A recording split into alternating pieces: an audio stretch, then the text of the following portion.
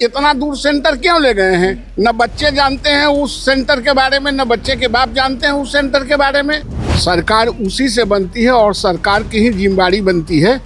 निश्चित रूप से भटकना है। आप एक सौ दूर से आप बच्चों को लाया है, सेंटर दिया है, आप काहे इतना सक्षम हैं और एक स्कूल के टीचर को दूसरे स्कूल में भेजते हैं, तो अपने होम सेंटर पे क्यों नहीं करा ले? आप काहे, आप गरीब के बच्चों को काहे दौड़ाए चलते हैं? आप चाहते हैं कि वो कम से कम पढ़े।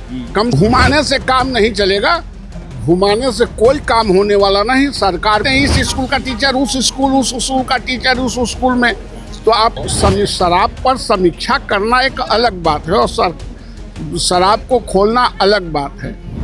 ये उन लोगों के वापस का मामला है। किसका डिग्री फर्जी है और किसका बढ़िया है, ये सदन देखने का अधिकार नहीं रखता है। हमारा डिग्री है तो हम जानते हैं, आपका डिग्री है तो आप जानते हैं। नमस्कार, मेरा नाम सागर कुमार है और आप न्यूज़ हाट देख रहे हैं। देखिए, लगातार शिक्षा विभाग पर बड़े सवाल उठाए जा रहे हैं। देखिए, आपको बताते चले कि थोड़े से भी लेट होने पर छात्रों को रोक दिया जाता है और छात्रों का रोते गिड़गिड़ाते हुए काफ़ी वीडियो वायरल हो रहा है। सर, क्या कहेंगे आप? लगातार सवाल तो उठा रहे हैं लेकिन सरकार चेत नहीं रही है। एकदम सरकार चेतेगी। सरकार के ही बच्चे हैं ना, वो बच्चे आपके हैं ना हमारे हैं। जी जी जी।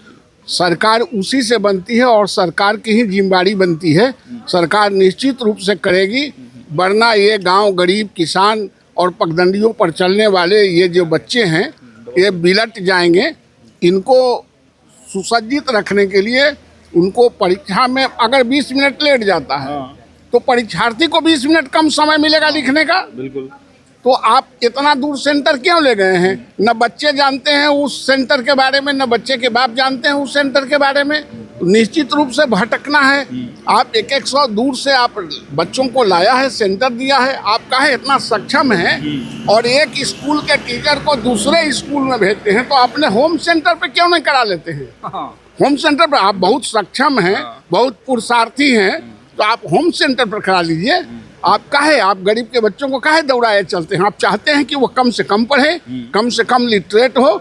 इसलिए सरकार को इस पर ध्यान रखनी चाहिए और रखेगी। लगातार शिक्षा मंत्री से आप लोग सवाल उठा रहे हैं, शिक्षकों के मुद्दे पे भी, लेकिन स्पष्ट जवाब जो है शिक्षा मंत्री का वो निकल कर सामने नहीं आता है। घुमा दिया जाता है गोल गोल। वो घुमाने से काम नहीं चलेगा, घुमाने से कोई काम होने वाला नहीं। सरकार को निर्णय लेना ही पड़ेगा, सम्यक रूप से संपूर्णता में सारे चीज़ों पर विचार करनी ही होगी। जो देर से आने वाले बच्चे हैं उनके लिए कुछ नियमावली बनाने की बात आप कहेंगे कि? इसमें कोई नियमावली की जरूरत नहीं है।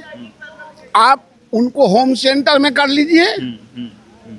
आप दूर जाने की वजह से बच्चे भटकते हैं। स्वाभाविक बच्चे भटकेंगे, तो आप उनको होम सेंटर में कर लीजिए। आप तो टीचर बदल के ही रखते हैं, इस स्कूल का टीचर उस स्कूल का टीचर उस स्कूल में, तो आपको होम सेंटर रखने में क्या दिक्कत है? इसलिए होम सेंटर कर लिए, सारा प्रॉब्लम खत्म हो जाएगा। कोई नियम कानून बनाने की जरूरत नहीं है। तो बच्चों के साथ न्याय के लिए आप लोग लगातार खड़े? निश्चित रूप से न्याय सरकारी स्कूल के बच्चों और सरकारी महाविद्यालयों के बच्चों के ही है।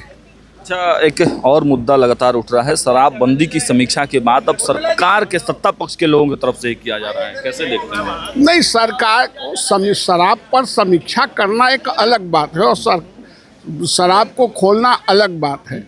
समीक्षा हो ही सकता है। समीक्षा में कई बातें आती हैं, कैसे शराब आ रहा है, कौन माफियागिरी कर रहा है, किसके मिली भगत से आ रहा है, पुलिस प्रशासन सब जगह है, तो शराब बिक कैसे रहा है, इस पर तो सरकार को समीक्षा करनी चाहिए। एक अंतिम सवाल ये है, कल विधान परिषद में खूब हंगामा हो गया सुनील सिंह और अशोक चौधरी के बीच में।